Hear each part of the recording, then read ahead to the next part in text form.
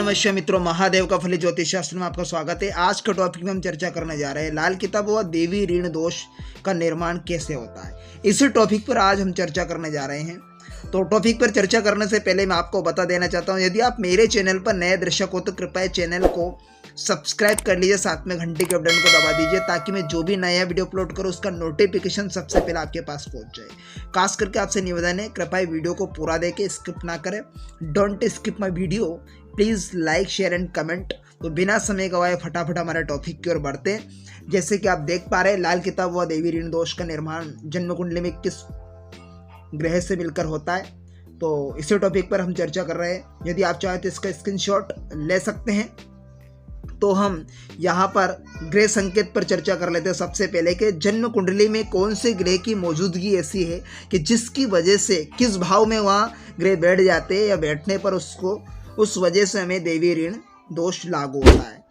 तो हम step by step चर्चा करेंगे। तो सर्वप्रथम हम ग्रह संकेत पर चर्चा कर लेते हैं। तो यहाँ पर ग्रह संकेत देखेंगे कि जन्म कुंडली के खाना नंबर 6 में अगर जन्म कुंडली के भाव 6 में अगर चंद्रदेव या मंगलदेव मौजूद हो या अर्थात विराजमान हो, खाना नंबर 6 में जन्म कुंडली के 6ठे भाव में अगर चंद्रदेव या मंगलदेव मौजूद हो तो केतु क्या होगा, पीड़ित हो जाता है।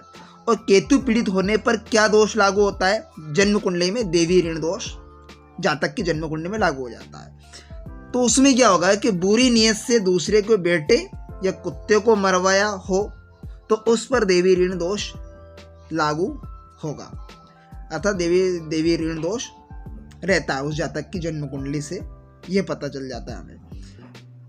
अब पहचान क्या है, किसके जो पहचान है, तो हम क्या कैसे पहचान करेंगे कि दूसरे के पुत्र को गुप्त रूप से मरवाना या मार देना, या कुत्ते को गोली या जहर से मरवाना, या तो गोली से मार देना उसे, या जहर देकर जहर की रोटी खिला देना, ऐसे मरवा देना कुत्ते को।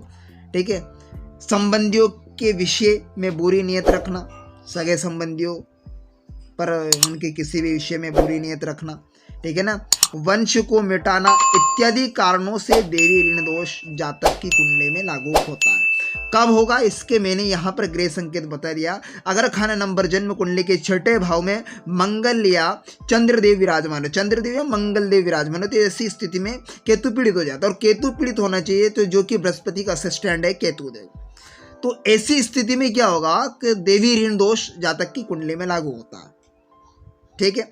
अब यहाँ पर क्या है कि अनिष्ट फल क्या होगा, जातक को अनिष्ट फल क्या मिलेगा, तो हम यहाँ पर देखेंगे जातक की अनिष्ट फल पर चर्चा कर लेते हैं कि केतु से पीड़ित होने पर पुत्र का नाश हो जाता है, पुत्र का नाश होता है, पुत्र मर जाता है, मृत्यु हो जाती है उसकी। यदि पुत्र संतान होती ही नहीं, अगर संतान हो भी जाती है, जन्म ले भी लेती है, जन्म भी हो जाता है संतान का उस जातक के लिए, जातक को, तो क्या है वह मर जाएगी। यदि वह जीवित भी रह गई तो वह क्या होगा, लूली लंगड़ी अंधी बहरी व अपाहिज होती है, अपाहिज हो जाएगी।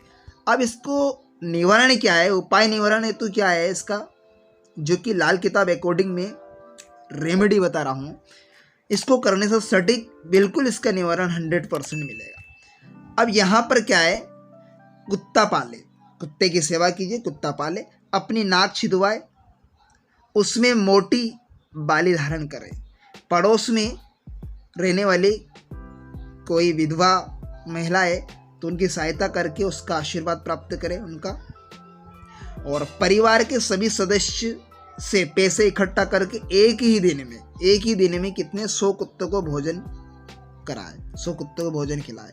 तो इससे क्या है कि देवी ऋण दोष से हम निजात पा सकते हैं, जातक को देवी ऋण दोष से निजात मिलेगा। तो इस सिम्टम्स और हमने ग्रह संकेत के अनुसार हमने लाल किताब व देवी ऋण दोष पर चर्चा की। तो आशा करता हूँ आज का टॉपिक आपको बेहद ही इंटरेस्टिंग समझ में आया होगा। तो मिलते हैं किसी नेक्स्ट वीडियो में, तब तक के लिए आप मुझे दीजिए इजाजत। ओम नमः शिवाय।